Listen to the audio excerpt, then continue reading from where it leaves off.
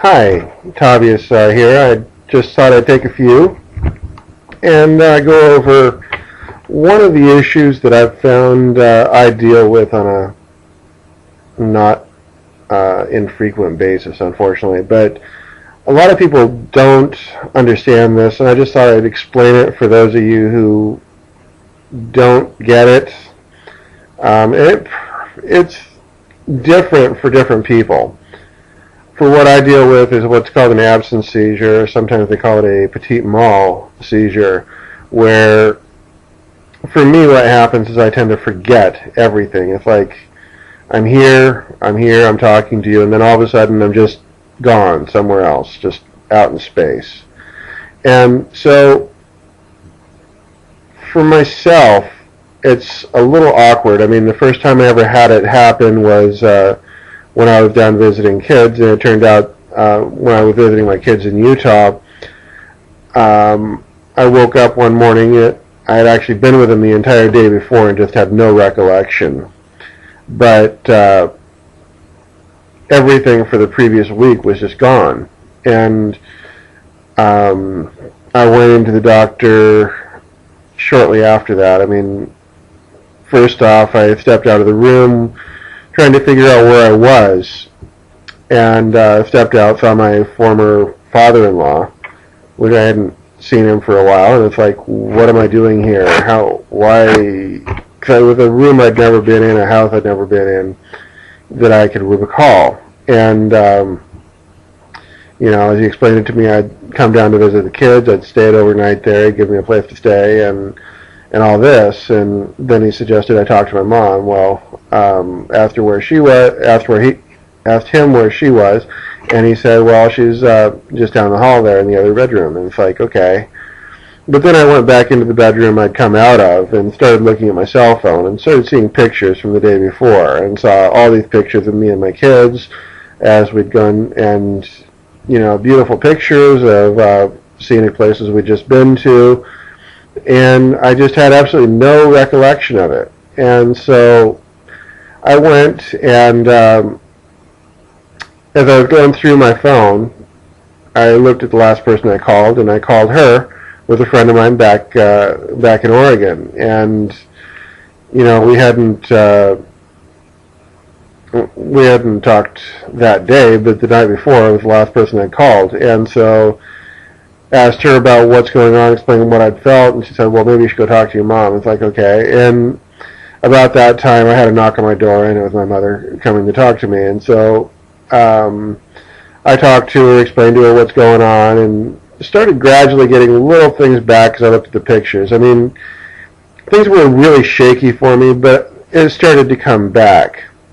And what eventually happened, though, was that she did talk me into going to the doctor, and the doctor did the whole MRI thing, and found that I had a brain tumor. Now, the tumor was right here. I actually used to hold my cell phone up to my head right here, especially a lot driving. So it's right where my cell phone used to be, which kind of leads me to suggest to you, maybe if you're using a cell phone, use either a wired headset to it, or use it hands-free. The wireless actually can be just as bad. So the thing to do is, we went through all this. The doctor said, yeah, go ahead and you need to have this surgery done. So I went back to Oregon and saw my doctor. Dr. Tian was the one I went to go see. A very good doctor for that kind of work, if you needed one. But anyway, I went through, and it was a lot different. I had seizures that periodically came up after that were just that same kind of thing. I just kind of forget things, and I usually could feel it coming on. But it's not something you really like to have to deal with. And even now, I mean, it's been 5 years, and I'm still having these seizures. In fact, just last week I had 2 of them, and in the same day. That I normally don't have 2 in one day. But essentially what's happening is if you're in a conversation, it's like you're there, and how it feels for me is like, okay, then I just got this weird taste in my mouth, and sometimes I'm like trying to say something, trying to follow with what's going on, and it's like a little bit difficult at times. So what I sometimes do then is, I'll have a little bit of time going through, and things start to come back over time, usually. But, for my fiance, it's not an easy thing for her to watch. It's like I'm sitting here talking to her, and all of a sudden I'm just gone. And it's not an easy thing to deal with from that point as well. I mean, I think it's probably harder for her than it is for me, because quite honestly, for me, I just tend to forget what just happened. And it's not something, it's not the end of the world, but it does lead to a valid reason for a disability. I mean, if you're walking along and all of a sudden you forgot where you are, it's kind of hard to explain that when you're trying to deal with somebody. And I'm actually fortunate that I actually had long-term disability insurance, so I actually am pulling in just about what I used to make prior to the surgery. But the fact of the matter is, though, in terms of what you deal with, for somebody who's watching it, I can understand it's a little difficult for you to see this person just go away. I mean, they're gone. But realize that the person is still a person. I mean, I am still who I am even after and before surgery, before the seizures. And, the surgery was one of those things that made a little bit of a difference for where I am. But the fact is that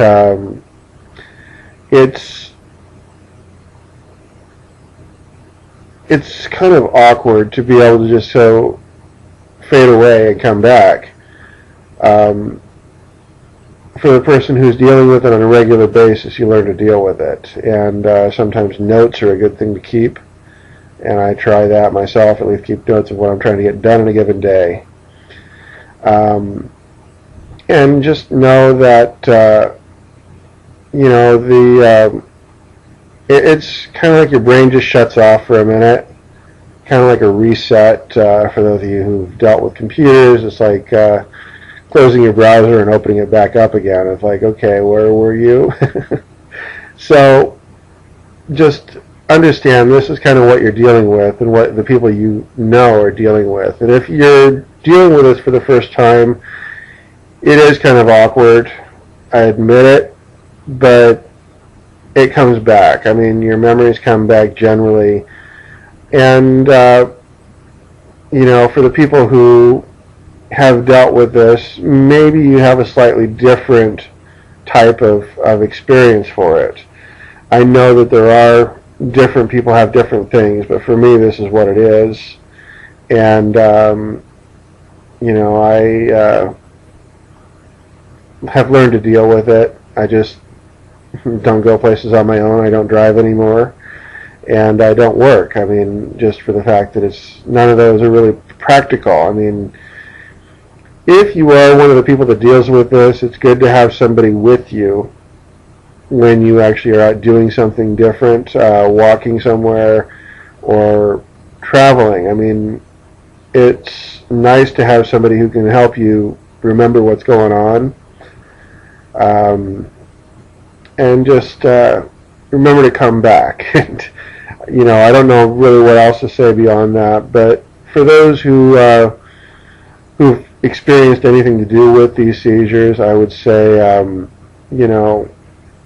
life goes on, and you just learn to deal with it. If I run across something that'll eventually take care of all of it, which, I'm still looking, and I eventually think I will.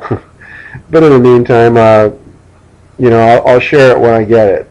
In the meantime, have a great day, And keep an eye on my blogs. Whoistavius.com is the website I post these at, and of course I also have this on YouTube. But feel free to get in touch with me, talk to me if you have questions. I'm on Facebook as well as Tavius Southard is the name I use on there. You'll find I'm going to share this on Facebook as well, so you can actually contact me if you have or know anybody that has these kind of issues. Meanwhile, have a great day. Thanks.